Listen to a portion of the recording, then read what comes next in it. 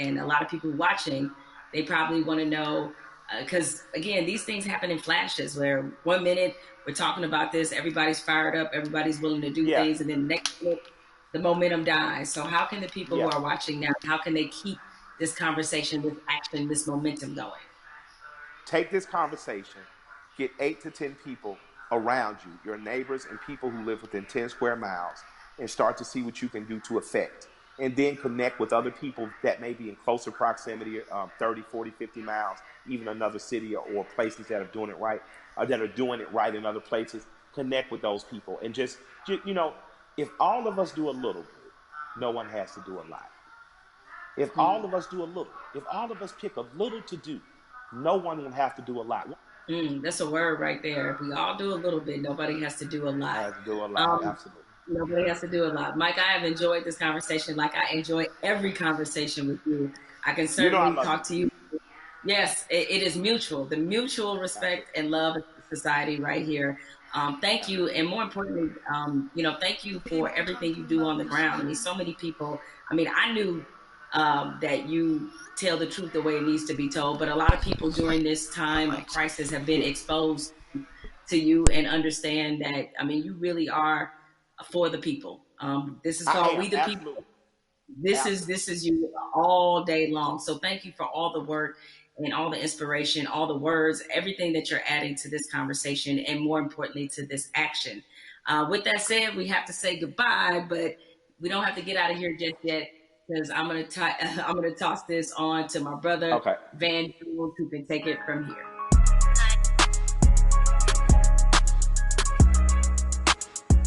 Jamel and I, we spent the past hour, we've been talking to Killer Mike, we've been talking to Elaine Welteroth. We also got a chance to see that amazing video from Lil Baby. Jamel, what did you get from your conversation with Killer Mike? And more importantly to me, what do you make of this moment that we're in? The one thing you can always really credible. He's Yeah. honest about what he knows and honest about what he doesn't know. So I think when you have those elements, that's going to always make for a pretty good conversation. I'm with you. I mean, this moment at the same time is welcome. It's also a little bit surreal in terms of what took us so long to get here to make sure that we're not always starting from ground zero every time we have to have a significant conversation about race in this country. Why do you think it's different this time? Because I mean, there have been videos before, and yet people still now act like they're shocked. Help me understand what's different this time from your point of view. What's your theory? It's two things that I think stood out about the George Floyd video. One, there was no yeah, but. And granted, in my mind, we've seen videos where there was no yeah, but people nevertheless invented a yeah, but.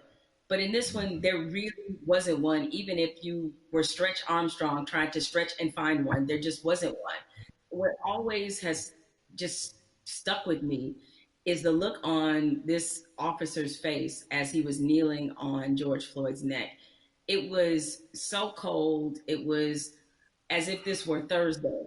And he showed such a little emotion, remorse, any emotion you want to name. He didn't show any of that as he killed a man in the middle of the street with bystanders looking on.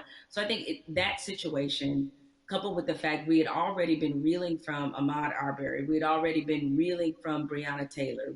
And even though the situation wasn't fatal, there was definitely a storm of frustration at what happened with Christian Cooper. So this all together leads us to this moment where finally, even the most adamant naysayers who wanted to pretend as if this wasn't a structural problem, what could they say? I mean, there was Yes. nothing else that could be said, and I think everybody who was already fed up decided now is the moment, now is the time. The world has slowed down because of COVID-19. If we are going to address this, this needs to happen now. I've never seen 20, 30 million white people asking black people for leadership. That's interesting because they start, well, what do you want me to do? And I'm like, well, I don't know. Google is a powerful tool. I don't know. I'm realizing now, though, that this is an honest question. How do you think that we as African Americans and our allies can rise to meet a moment like this and actually accept the fact that we may actually have a couple million new allies? And how do we deal with that? That's new for us. I'm glad you used the word leadership because there's a difference between us being put in a leadership position and us being put in an educational position. The educational part, we are long past, right? Like we don't want to be educating anybody else about race. We're not here to soothe you. We're not here to make you feel better. But leadership is something different. And it looks different depending on how you want us to take that leadership. Certainly, we are accustomed to being a voice on these issues. We're accustomed to setting the agenda. It's fine if we continue to lead in that direction. I think what we're looking for is if this were, a relay race, we want to pass the baton, and we want you to be able to say, okay, here's what we've been feeling about this issue. Here's what needs to happen to change it. The other part of this race is that you got to be willing to run it just as hard and as fast as we are. Because if you're not, that's why we remain stuck in the flying pattern that we've been in for hundreds of years and decades as we've tried to reconcile this issue. So we have to figure out what is the most useful way of allyship. We see a lot of people throwing statements around. We see a lot of people throwing money around. We need that to be a focused effort, and more importantly, to be vocal about it. I can't I can't take any more double sidedness. There can be no more other siderisms. If I'm you give over here and you're a company that is like, yeah, Black Lives Matter, except for in my boardroom where they don't, or except for in my organizational chart where they don't. So I'm done with that, right? That's great. Charity's great. Charity doesn't change structural racism, right? What changes it is when you actively look in your building and ask, why Mm. aren't there more Black people in this building, in this boardroom, in this C-suite? So the allies that we have, what you can do, change the structure and cultures of your companies, of your businesses, of wherever it is you have influence. Start there. The thing I try to tell people is, it puts us in a no-win situation. I want our white sisters and brothers to be better educated and to care more, but I don't want to have to bear the burden of trying to teach and educate all the time. The reason you pay tuition is because it's costly to educate someone. You coming up to me and saying, educate me, that's costly to me emotionally and from a time point of view. Also, I think we have to be very honest. Nobody would go up to somebody and say, teach me Russian in 5 minutes. And by the way, make me feel good about it. But I mean, which is the history of race in America is just as complicated as Russian. And you want me to teach you that in 5 minutes? And also, if I make you feel bad about it in any way, now I got to be your therapist too. And like you said, soothe you or whatever. That's got to stop. I would love for somebody to come to me and say, I made my whole family watch the 13th and read the new Jim Crow and read White Fragility. And we had a question on page 52. Now, hey, we can have that conversation all day long because you're doing your homework, but don't flop on me like you never heard of Google. If you wanted to know about cryptocurrencies or whatever, you find that stuff out before any Black person ever heard of it. So I'm sure you can educate yourself about anything you want to know. I have to say something to you because I've never gotten a chance to talk to you. I feel like I know you because I'm such a big, mad, crazy Stan and fan. But I love you to death. I just am so proud of you. I'm saying proud of you almost as Patrick. I am so proud that you exist. Where do you find the strength to continue to do what you're doing and say what you're saying, even in the face of opposition, to the point where now the whole world has to listen to you? Where did you find the strength when they weren't listening? I guess maybe this is just part of the Black woman's condition is that we don't know any other way. And most of us, I come from a line of Black women who were just like this. My mother's like this. My grandmother was like this, where it's the old phrase we've all used as Black people, making a way out of no way. And scream until they hear you. You know what I'm saying? Is that because the opposite, to do the opposite of that is what? Is that I can't even afford to do that. I don't know any other mode but to fight for what's right, but to try to stand on the right side of history, but to speak for people who don't have a voice or a platform as large as mine because somebody did it for me. What advice do you have for people who want to have these conversations, maybe not as well spoken, not as well read as you might be, but who really are sincere and want to have a conversation? I think you have to start from a point of honesty and being real about what some of your beliefs, prejudice, biases are, where they come from, why you learned them. I think if you take anything else beyond race, as we get older, we do a whole lot of unlearning young folks. When you get to like your 30s, you do a whole lot of that, right?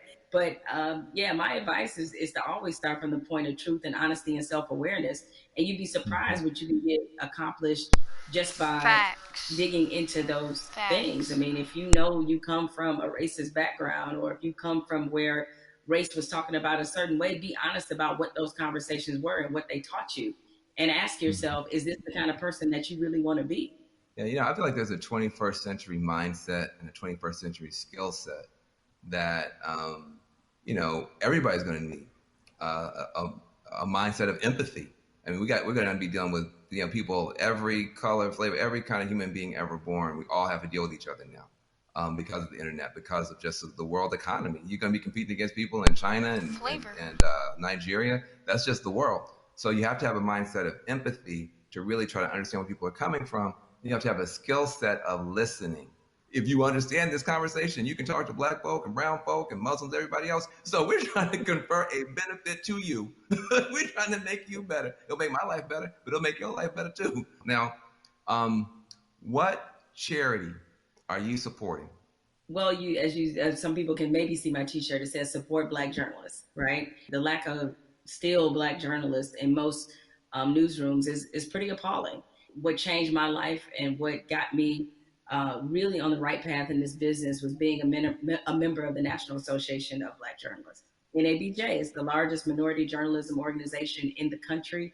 The development, the networking, job fair, internships, scholarships, what happens there has changed lives. You know, it changed a lot of people's careers. I mean, people like you, Van, and Mhm. everybody you want to think of, Roland Martin, Soledad O'Brien. It's just a number of people, Michael Wilbon, that are a part of this organization and have been able to build legacies there. And so it's on us to, again, usher in this next generation of young journalists who, I get it right now, feeling really discouraged when they look at not just what a lot of newsrooms look like, a lot of networks look like, but also we're under the under the shadow of a pandemic right now. So there's a lot of journalists who have lost their jobs. A lot of companies are downsizing. They need a reason to believe and to be in this business. And so NABJ has done so much for my career and continues to do that for others. So that's the charity that I support and the organization that has changed my life and that of many others. Well, listen, I second that, third that, and fourth that. NABJ is a beautiful organization. I've got groups I want to support as well. But what I want to say to you is just thank you, thank you, thank you for your light, for your leadership, for your courage, for your entrepreneurship, for your T-shirts and all that type of stuff. Make sure to support the sister businesses, Yeah. and let's keep this conversation going. Much love to Thank you. you. Thank you, Van. This is a I'm pleasure. I'm gonna watch it with you. I got good news for you. I got bad news for you. The good news is that people are activating all around the world, all across the planet for change. That is a powerful moment. Here's the bad news. Unfortunately, this is not a one answer fixes everything situation. We're talking about systemic problems, which means it's not just one law or one person. You need 360 degrees of change to shift to get the outcome that's right. But we can get there if we keep talking, if we keep working, if we keep building. And if we do that, we can reshape America. That can be done. It's been done in the past. We can move the whole world in a better direction. So I hope that your cell phone right now is full of screenshots of these tools that we've been trying to give you to continue taking action from this virtual town hall. When the stream ends, the conversation should not end. We got to keep pushing. We got to keep going. We are in an important moment in history. And what you do is going to determine the outcome. 2020 is going to be talked about for 20 years, 100 years, maybe 1,000 years. But the future is not written. It's up to what you and I do and what you and I decide is going to happen. So I want to give a special thanks to the powerful voices that we've had, Elaine Welteroth, Killer Mike, Jamel Hill.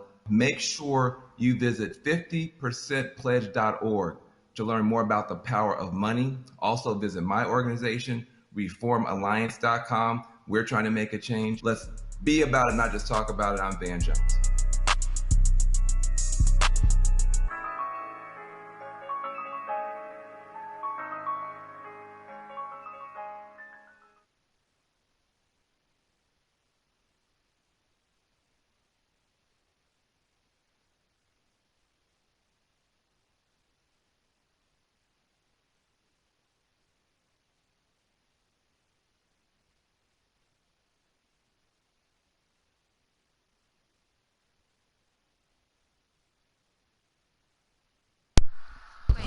that it?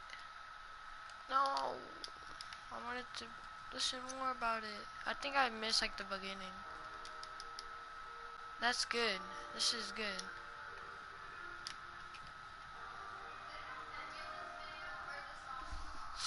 Yeah.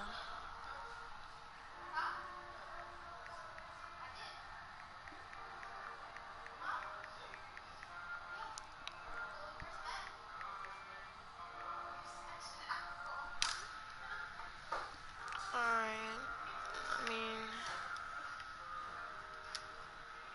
what time is it? Alright.